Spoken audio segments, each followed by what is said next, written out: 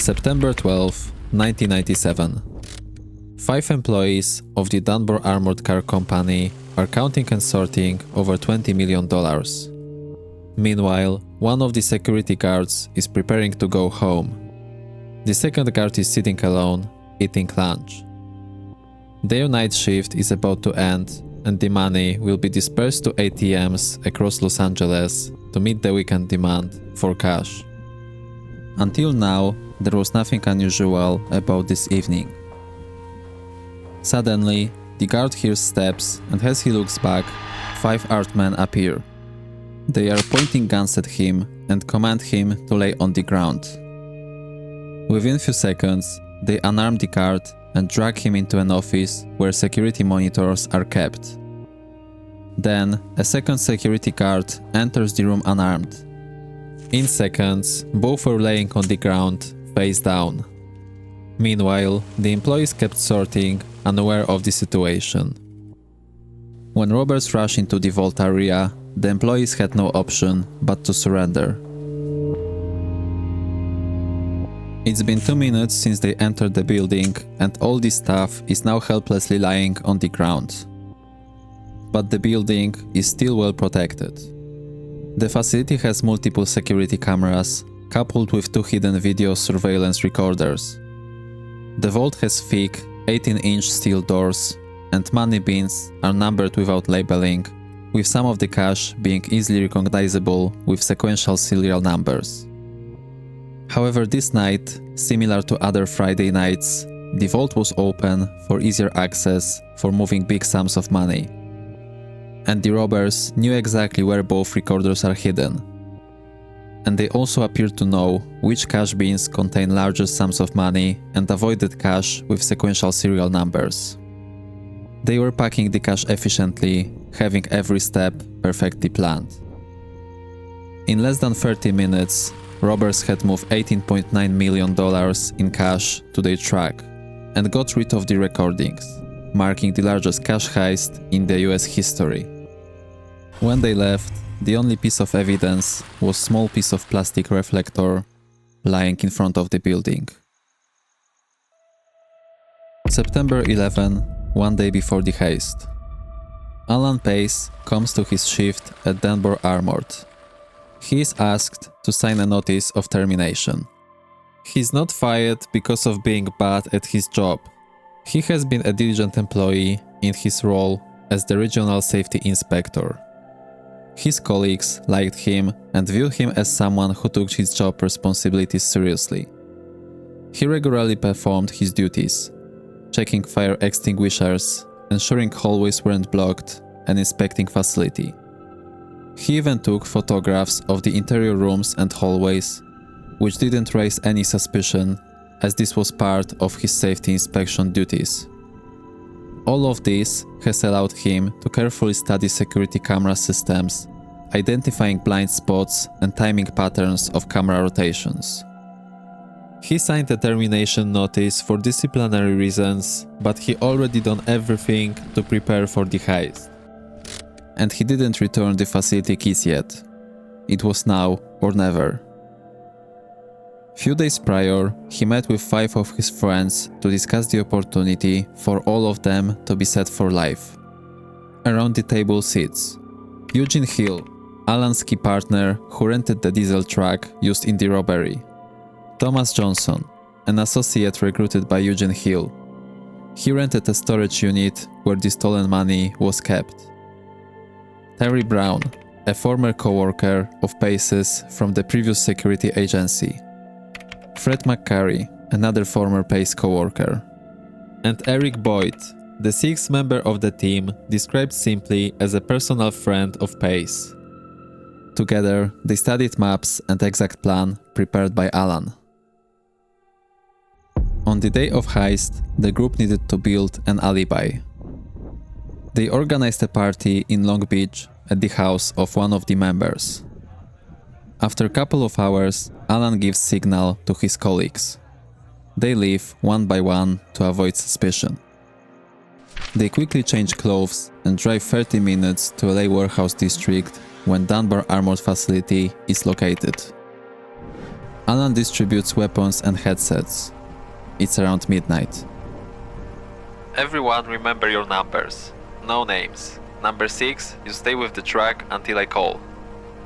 As 5 men go into the facility unnoticed, the 6th is waiting for the signal in the truck. Everything goes according to the plan. As facility staff lies tight on the ground, they move quickly through the vault, packing the money on the carts. When they finish preparing cash, Alan has called in his friend. Number 6, come on up. We're ready. Before leaving, Pace and Hill took the vault manager's pickup truck keys. They would use his car as a second gateway vehicle. The whole heist took less than 30 minutes. By 1:15 a.m., both vehicles, the diesel truck and the vault manager's pickup, were driving away from the facility.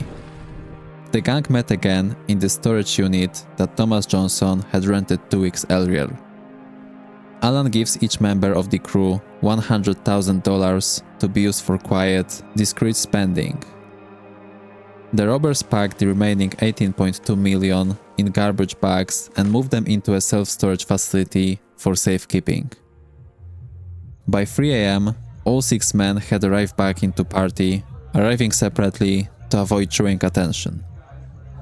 They mingled naturally, grabbing fresh drinks and engaging into casual conversations. Pace's girlfriend approached him, asking where he'd been, and he smoothly explained that he had just stepped out for the fresh air. No one at the party suspected that these 6 men had just committed the largest cash heist in US history. In less than 3 hours, they have robbed nearly $19 million, hid the cash, got rid of the evidence, and casually went back to the party. Minutes after the heist, everything fell silent. One of the guards decided to free themselves and call 911. Soon, the police arrived. From the start, they suspected the robbery was an insider job. The technicians discovered something unusual about the door locks. There was damage present, but not enough to have caused malfunction. This suggested the robbers had used actual keys to enter, and then created cosmetic damage to make it appear as forced entry. One of the technicians has also discovered a broken reflector in front of the building. During the examination of the crime scene, one of the employees mentioned that she thought she recognized the voice of one of the gunmen as belonging to a former employee, though she couldn't think of the name. Alan Pace was one of the first suspects that came up. But the evidence was lacking. Pace had no criminal record, still lived in his mother's house, and he didn't start spending the money right away. A week after the robbery, detectives visit Alan at his home. Pace was calmly answering questions throughout the interview, showing no signs of nervousness. He confirmed hearing about the robbery on the news, but firmly denied any involvement. Pace confidently stated he was at the party in Long Beach the entire night, adding that dozens of people could verify his presence. A month into the investigation, detectives looked over the rental truck records from the facilities across Los Angeles. They have reviewed countless documents looking for any connection to Pace, his girlfriend, or other potential suspects.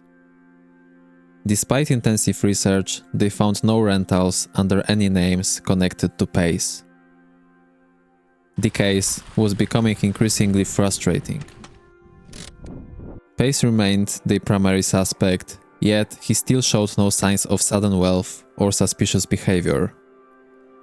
The FBI had placed him under surveillance, but he continued his normal routine, never making big purchases or displaying any indication that he had access to millions in stolen cash. Over 6 months has passed, with detectives unable to gather evidence. In the meantime, the crew slowly started spending portions of the nearly $19 million. The plan was simple: invest in rental properties, build passive income, and eventually retire quietly on the earnings. The robbers were cautious, making sure their payments stay undetected. They even employed straw buyers who attended public auctions to buy homes, which would house family members or generate rental income. Another solution to legalizing money was a company called Extreme Entertainment, established by Alan. On paper, it was a legitimate business that provided party supplies and entertainment services, everything from children's games to exotic dancers. Detectives later noted that Extreme Entertainment wasn't really generating very much income. Alan and his partners has paid themselves huge salaries while spending robbed money on these supplies. Eugene Hill and Thomas Johnson took their money laundering even further, investing $2 million in a company called Rainforest that developed recycling technologies.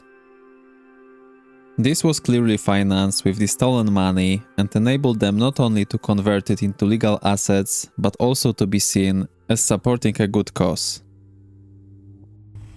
About a year after the robbery, an unexpected breakthrough happened.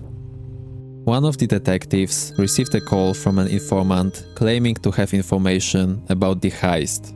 The informant was a former employee of the armored car company who had left to become a real estate agent. He explained that a man named Eugene Hill had given him $100,000 in cash to purchase a home. The money was still bundled with the original bank wrappers dated just 2 days before the heist. Hill has also requested that the home payment should be listed in his girlfriend's name rather than his own. The investigators finally had a strong lead. Detectives went back to checking truck rental records and found that Eugene Hill had rented a diesel truck the day before the robbery and returned it just a day after. They managed to locate the exact truck Hill rented. Using a high-powered comparison microscope, lab technicians studied manufacturing marks on both the broken lens from the crime scene and the lenses that were still attached to the Hill's rental truck. It was the exact match. When confronted with the evidence against him, Hill agreed to cooperate in exchange for shortening his sentence. He confessed that Alan Pace was the mastermind behind the heist and had recruited him along with others for the job. Soon, detectives began confronting the rest of the group. By February 2000, Alan Pace was the only suspect not in custody. Aware that investigators have all the evidence, he decided to self-surrender. On February 28, 2000, Alan arrived at the Los Angeles Federal Building, accompanied by his lawyer. He made no statement, refused to cooperate with investigators, and was held without bail. 4 of the robbers pleaded guilty. This includes Eugene Hill, who received 9 years of sentence, Thomas Johnson, 10 years of sentence, Fred McCurry, 7.5 years of sentence, and Terry Brown, 8 years. Eric Boyd, however, has decided to fight the charges and was found guilty after a 3-week trial, receiving a 17-year sentence. Alan Pace, the mastermind behind the heist, claimed innocence to the end. He argued that he was being set up by his former friends as a revenge for the personal issues. The court didn't believe him. He was sentenced to 24 years in prison. In total, the investigators recovered only about $5 million of the stolen money. The remaining $40 million has never been found.